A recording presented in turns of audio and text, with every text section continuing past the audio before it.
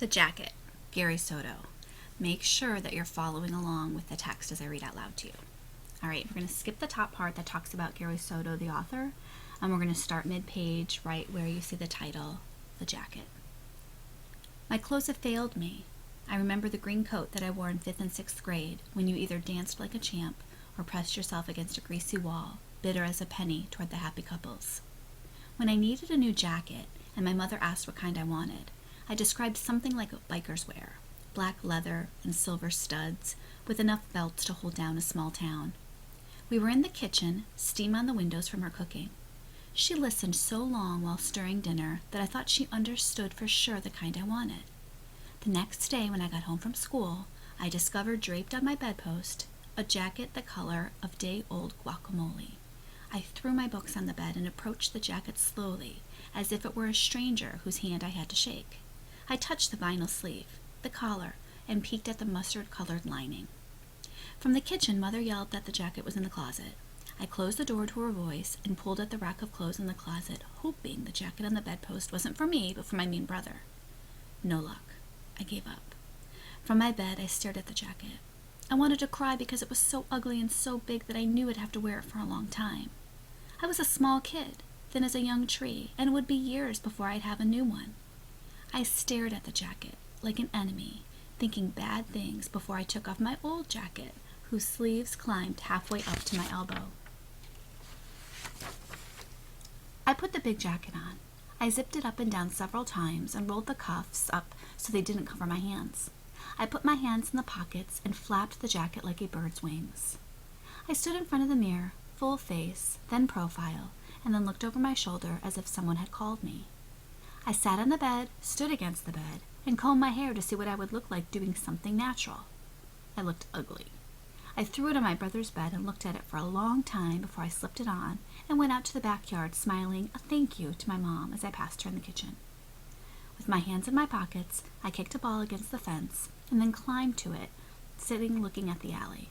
I hurled orange peels at the mouth of an open garbage can, and when the peels were gone, I watched the white puffs of my breath thin to nothing. I jumped down, hands in my pockets, and in the backyard, on my knees, I teased my dog, Brownie, by swooping my arms while making bird calls. He jumped at me and missed. He jumped up again and again until a tooth sunk deep, ripping an L-shaped tear in my left sleeve.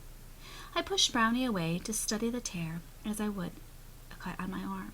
There was no blood, only a few loose pieces of fuzz. Damn dog, I thought, and I pushed him away hard when he tried to bite again. I got up from my knees and went to my bedroom to sit with my jacket on my lap with the lights out. That was the first afternoon with my new jacket. The next day I wore it to 6th grade and got a D on a math quiz. During the morning recess, Frankie T, the playground terrorist, pushed me to the ground and told me to stay there until recess was over. My best friend Steve Negret ate an apple while looking at me, and the girls turned away to whisper on the monkey bars. The teachers were no help. They looked my way and talked about how foolish I looked in my new jacket. I saw their heads bob with laughter, their hands half covering their mouths. Even though it was cold, I took off the jacket during lunch and played kickball in a thin shirt, my arms feeling like Braille from Goosebumps. But when I returned to class, I slipped the jacket on and shivered until I was warm. I sat on my hands, heating them up, while my teeth chattered like a cup of crooked dice. Finally warm, I slid out of the jacket, but put it back on a few minutes later when the fire bell rang. We paraded out into the yard, where we, the 6th graders, walked past all the other grades to stand against the back fence. Everybody saw me. Although they didn't say it out loud, "Man, that's ugly," I heard the buzz of gossip, and even laughter that I knew was meant for me. And so I went in my guacamole-colored jacket. So embarrassed, so hurt, I couldn't even do my homework. I received C's on quizzes and forgot the state capitals and the rivers of South America, our friendly neighbor. Even the girls who had been friendly blew away like loose flowers to follow the boys in neat jackets. I wore that thing for 3 years until the sleeves grew short and my forearms stuck out like the necks of turtles. All during that time, no love came to me. No little dark girl in the Sunday dress she wore on Monday. At lunchtime, I stayed with ugly boys who leaned against the chain-link fence and looked around with propellers of grass spinning in our mouths. We saw girls walk by alone, saw couples hand in hand, their heads like bookends pressing air together. We saw them and spun our propellers so fast our faces were blurs. I blame the jacket for those bad years. I blame my mother for her bad taste and her cheap ways. It was a sad time for the heart. With a friend, I spent my 6th grade year in a tree in the alley, waiting for something good to happen to me in that jacket, which had just become the ugly brother who tagged along wherever I went. And it was about that time that I began to grow. My chest popped up with muscle, and strangely, a few more ribs.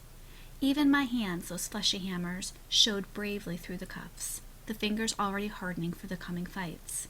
But that L-shaped rip on the left sleeve got bigger, bits of stuffing coughed out from a wound after a hard day of play.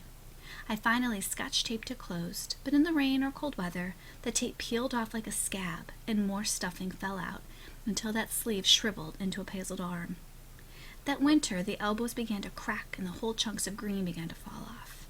I showed the cracks to my mother, who always seemed to be at the stove with steamed-up glasses, and she said there were children in Mexico who would love that jacket. I told her this was America, and yelled that Debbie, my sister, didn't have a jacket like mine. I ran outside, ready to cry, and climbed the tree by the alley to think bad thoughts and watch my breath puff white and disappear. But whole pieces still casually flew off my jacket when I played hard, read quietly, or took vicious spelling tests at school. When it became so spotted that my brother began to call me camouflage, I flung it over the fence into the alley. Later, however, I swiped the jacket off the ground and went inside to drape it across my lap and mope. I was called to dinner. Steam silvered my mother's glasses. As she said grace, my brother and sister with their heads bowed made ugly faces at their glasses of powdered milk. I gagged too, but eagerly ate big rips of buttered tortilla that held scooped up beans. First, I went outside with my jacket across my arm. It was a cold sky. The faces of clouds were piled up, hurting. I climbed the fence, jumping down with a grunt. I started up the alley and soon slipped into my jacket, that green, ugly brother who breathed over my shoulder that day and ever since.